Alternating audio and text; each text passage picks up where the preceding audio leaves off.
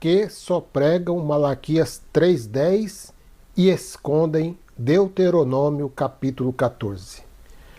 Você já parou para pensar por que toda vez que um líder vai falar de dízimo, ele lê exatamente ou somente o mesmo texto? Malaquias 3:10. Sempre o mesmo, sempre no mesmo tom e quase sempre com a mesma ameaça. Se você não der, o devorador vem, a maldição chega e Deus fecha o céu sobre sua vida. Mas deixa eu te fazer uma pergunta. Por que eles nunca leem Deuteronômio, capítulo 14, do 22 em diante? Por que os líderes nunca mostram ou nunca ensinam como o dízimo realmente funcionava nas Escrituras? Por que não dizem que o próprio dizimista comia do dízimo diante de Deus?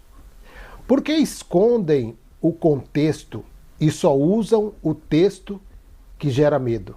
Será que é por falta de conhecimento ou porque o sistema funciona melhor assim? Hoje, mais uma vez, você vai entender algo que quase ninguém te explica. O dízimo que pregam hoje não é o mesmo que está na Bíblia, nas Escrituras. Quando o texto é usado sem contexto, ele vira ferramenta de controle. Então, vamos ao estudo. A quem não me conhece, meu nome é Orlando Alves. Estive 25 anos quase dentro do sistema religioso, a qual, em algumas denominações, eu fui tesoureiro. E nessa área eu conheço bem. Então eu vou aqui tirar algumas dúvidas que me perguntaram sobre o dízimo, ok? O dízimo é a galinha dos ovos de ouro. Ninguém pode tocar, ninguém pode falar contra. E eu quero começar o estudo fazendo uma pergunta. Se o dízimo fosse obrigatório hoje, por que o Messias nunca mandou ninguém pagar? E mais, por que os apóstolos, os discípulos, nunca cobraram? Será que estamos vivendo Bíblia ou tradição religiosa? Hoje, milhões de pessoas vivem com medo. Se eu não der o dízimo, o devorador vai agir. Olha o gatilho emocional, psicológico. Mas será que isso está mesmo na Bíblia? Ou foi ensinado fora do contexto? Vamos começar com Abraão, o pai da fé. Eles usam muito isso aqui para dizer que o dízimo é antes da lei. Gênesis 14. Abraão deu o dízimo, mas de quê? Despojos de guerra. Não era salário, não era renda mensal, não era mandamento. Foi um ato único, não um sistema. Ou seja, um evento não cria uma doutrina. Há alguns estudos paralelos que dizem que Abraão estava praticando um costume cultural. Naquela época era comum reis receberem parte dos despojos, sacerdotes receberem honra. Ou seja, não era uma lei espiritual universal, era um costume cultural. Aí nós avançamos um pouco mais. Depois de Abraão vem o seu filho Isaac. E aí vem o silêncio do dízimo. Agora uma pergunta simples. Se o dízimo fosse princípio eterno lá em Abraão, por que Isaac nunca deu? A Bíblia não registra nada. Onde deveria ter continuidade, há silêncio. Jacó, muito menos Jacó, né? O dízimo da barganha, Gênesis 28. Por que barganha, irmão Orlando? Vamos lá. Jacó disse, se Deus me abençoar, olha isso aqui é barganha, então eu dou. Se não abençoar, não vai dar. Isso não é fé, isso é negociação. Não foi Deus que pediu, foi iniciativa dele, condicional. Quando vira barganha, já não é princípio divino, é coisa de homens. O dízimo agora entra na lei levítica. Agora sim, o dízimo aparece como sistema. Números capítulo 18 explica: só os levitas recebiam.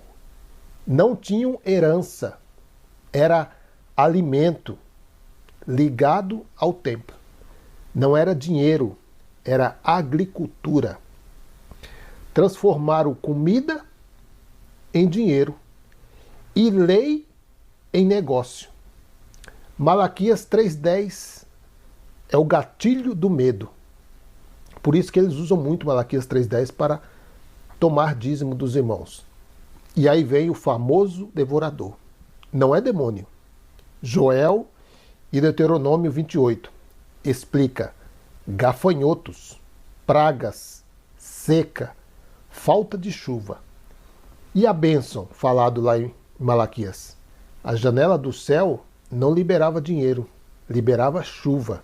Aí vem o Messias e o dízimo farisaico. Eles dizem que o Messias aqui está ordenando dar dízimo. Não.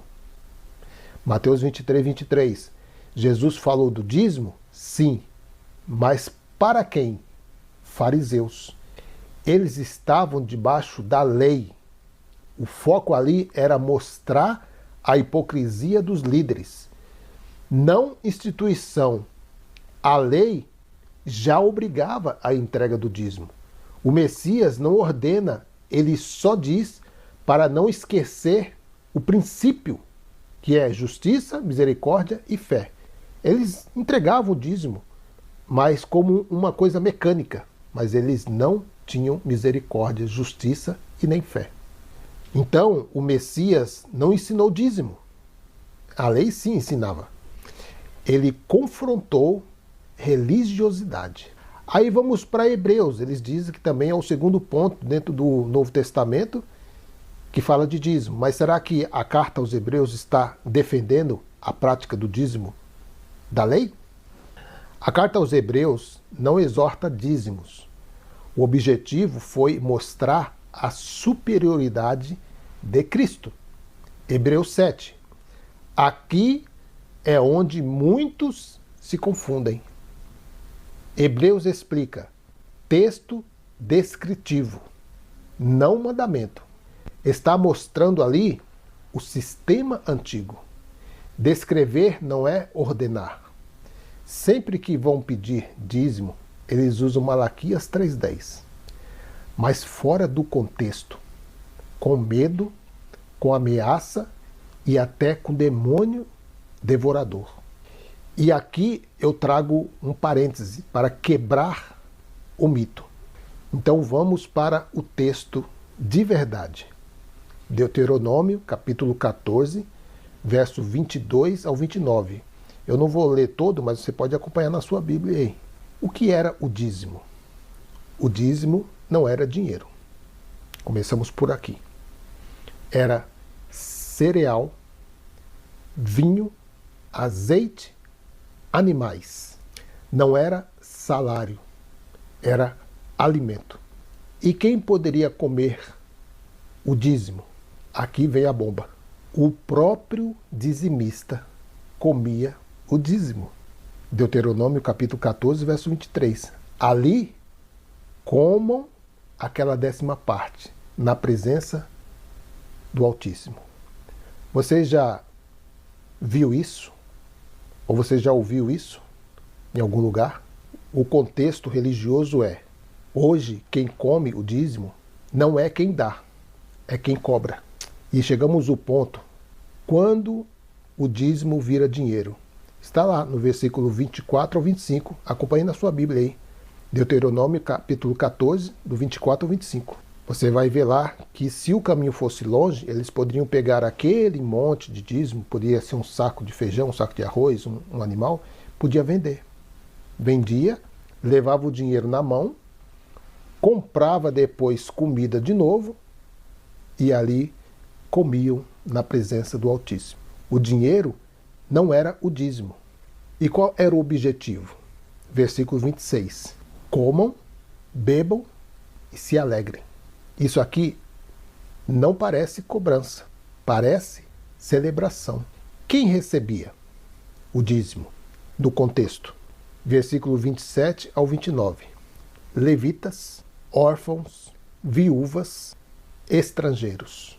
Era sustento social, não enriquecimento religioso. E com qual frequência era entregue o dízimo dentro do contexto? Não era semanal, como aqui nos Estados Unidos. Não era mensal, fixo, moderno, como em outros países, ou até mesmo no Brasil. Ligado à colheita, ligado ao ciclo agrícola. E no terceiro ano, ou seja, no primeiro, no segundo ano, você que comia o dízimo, você dizimista comia o dízimo. No terceiro ano, ficava nas cidades para os necessitados e junto os levitas. E fazendo um contraste com hoje, hoje pedem toda semana, com dinheiro, com pressão e com medo. Porém, na lei, não era assim.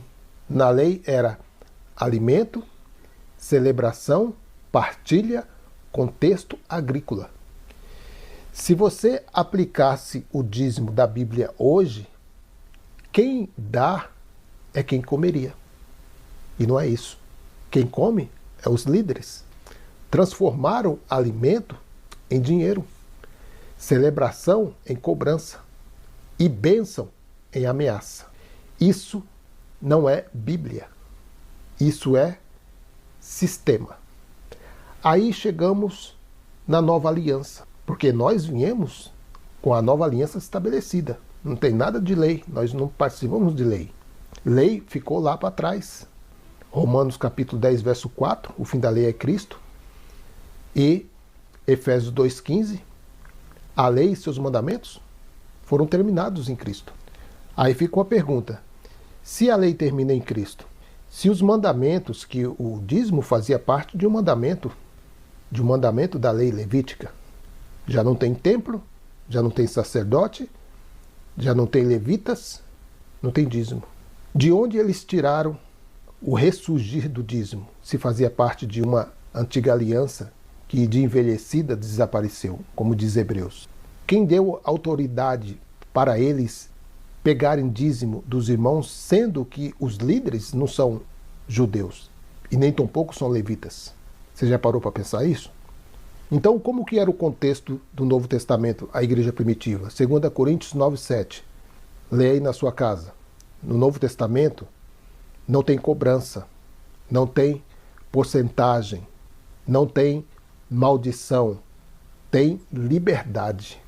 Outro ponto, se fosse dentro da nova aliança obrigatório, o próprio Messias teria mandado. Porque, havendo mudança de sacerdócio, é necessário que haja mudança de lei.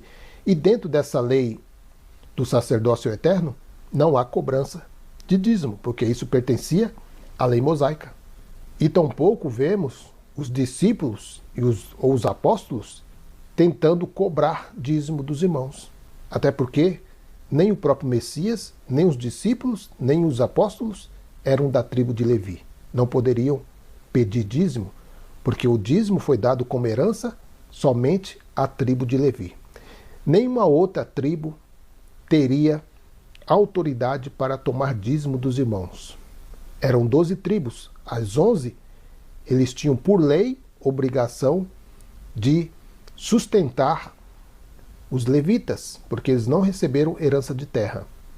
Hoje, os líderes, eles têm seu trabalho, eles podem trabalhar, eles podem, assim como qualquer outra pessoa, tem suas casas, tem seus patrimônios. Eles não são pessoas sem herança, como os levitas. Os levitas foram separados exclusivamente, somente para o serviço sacerdotal. E por isso havia uma lei mosaica que dava a eles amparos, que era de entregar o dízimo aos levitas. E era o quê? Todo o terceiro ano. A Bíblia mostrou, o contexto explicou e a tradição distorceu. O povo é enganado por falta de conhecimento. Mas quando você tem conhecimento, aí o sistema perde a força. Amém, meus queridos, graça e paz. Até o próximo vídeo, querendo Deus. Fui.